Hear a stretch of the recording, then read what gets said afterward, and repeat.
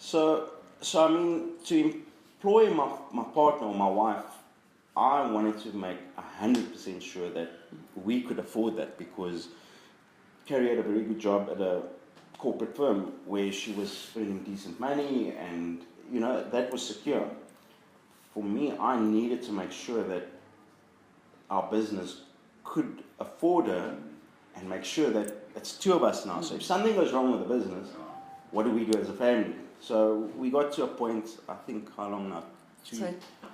I'm going into my third year. Yeah. So the company will be 9. So for 6 years, he was running this, and we were in and out of deciding, So hold on, when I employed her, I had no idea that I actually needed her so much. She actually came at a critical time where we talk about billing, but we are our own network provider when it comes to VoIP, and she kind of joined when we took that project on, and we had no idea how quickly that was going to grow. And billing is a nightmare. It's not just about a client has spent 300 Rand on phone calls and we need to invoice him. She has got it down to a T, and I really, I'm very proud of her, and she's done a great job for us, and she continues to do a great job for us. So, yeah. Well, coming in, I didn't really know. I mean, I don't, till now, it might sound bad, but I still don't know the technical terms. I still don't know. I excel in what I do, and I always try and learn, and I try and sit in when Gary does training or whoever does training so I can learn. But coming in, I was also fearful that we would argue more because it was so weird. About a week before I was leaving All Mutual, I went to go and have my eyebrows done, and the lady said that she just had a client in there, and her husband started working together. She left her job, and now they're getting a divorce. And I was like, whoa, okay. So that's really scary, because it just became too much, and business stress can get too much.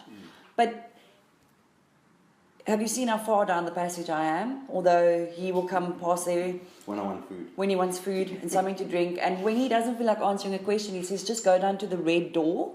You can knock on that door and she will help you. So we don't, yes, there's a few things that we do. I need to work with Brad, but 95% of my job, I don't even need to liaise with Brad.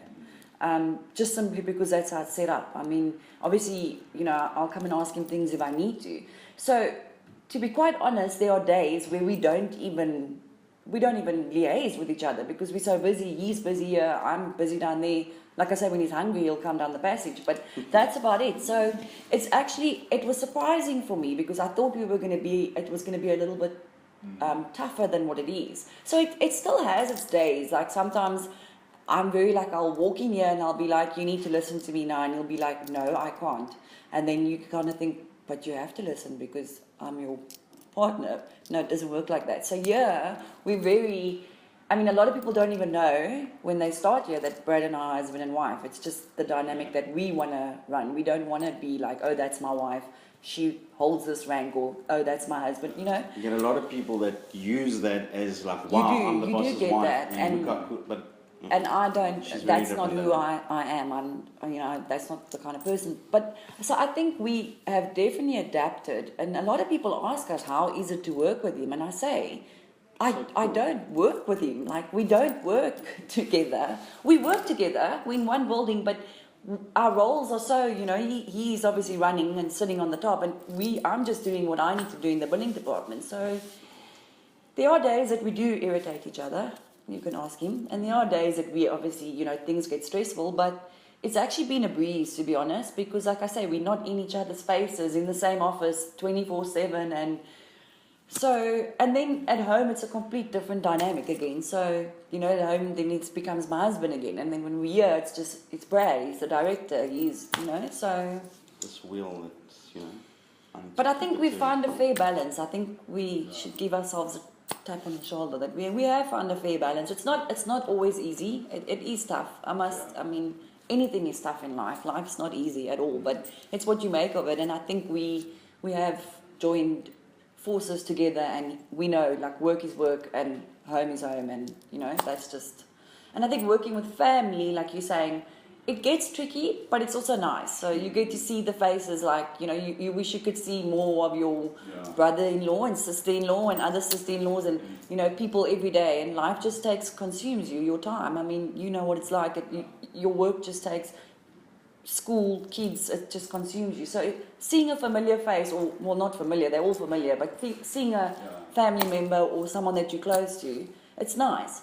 But again, we try and get that dynamic with all of us. Like Tammy, for me, she's like Your sister. my sister, I would say. She, you know, we have just, Tammy's remarkable. I wouldn't have been able to run the billing department without Tammy. So for me, if I don't see Tara one day, but I see Tammy, I still feel, and when you walk in here, I don't feel like I'm coming to work. I feel like I'm coming to home, like a second home. So there's many times that Brad says, you know, you don't have to work, or you don't need to go. Work from home. And I said, no, that's not who I am. I love people. I mean, I have to beg her to come home early sometimes. Sometimes they drive me absolutely mental here, but if I'm not here for a day or two, if we go away for a long weekend, or we go overseas and we come back, you actually miss the craziness and the up and down, and, you know, the people that irritate you the most, you actually miss them. So when I walk in here, I don't think, oh, I have to go to work. Yes, you're tired some mornings, and especially with school homework and whatever, but I don't see it as, oh, I have to go to that dreadful office. I actually come in here and... I have that. I hated going to work. Before. Yeah. I would say with my first real job, it wasn't nice. When it was Sunday evening and you could hear that carte blanche music, it would be like, oh, tomorrow's work again. Yeah. When you're not happy at work, you just... I would always perform because I'm sales oriented, but it wasn't fun. It wasn't nice. It felt like you were in the army, and people, you were just expected to do things, and you were not. And that's why it's so different here. I don't want that for my staff. And I want also, them to feel happy. you spend how much percentage of your life at work? So, and how much of your days, and how much of your weeks and your months of the year? I mean, so you need to find a place where you feel like this is like home away from home.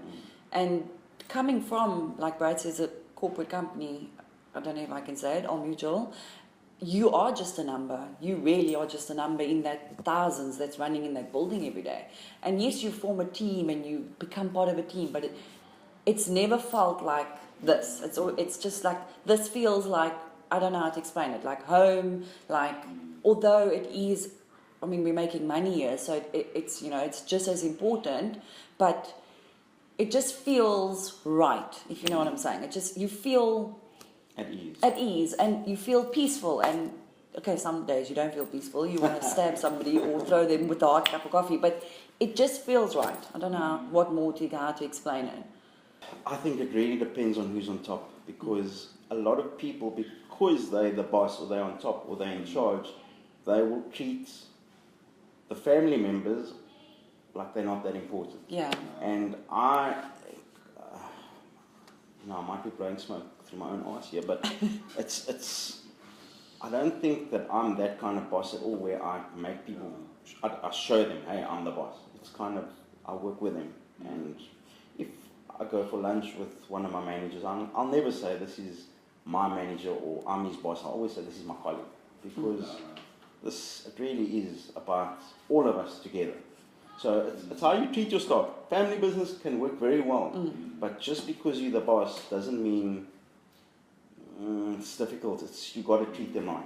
And family members take it more personal when you might shout at somebody. Yeah. Like if I shout at Tara, for instance. I think Tara's worked with us. We've been together for 7 years or so. I don't think I've ever shouted at Tara. You know, Riley and I have had a couple of screaming matches together, but he's my branch manager and we understand each other properly. I don't shout at him because I disrespect him, or I might raise my voice because I disagree with something he's done, but we all shout at each other and we'll sort it out. So it's very, very important not to disrespect somebody. Raise your voice, but don't disrespect.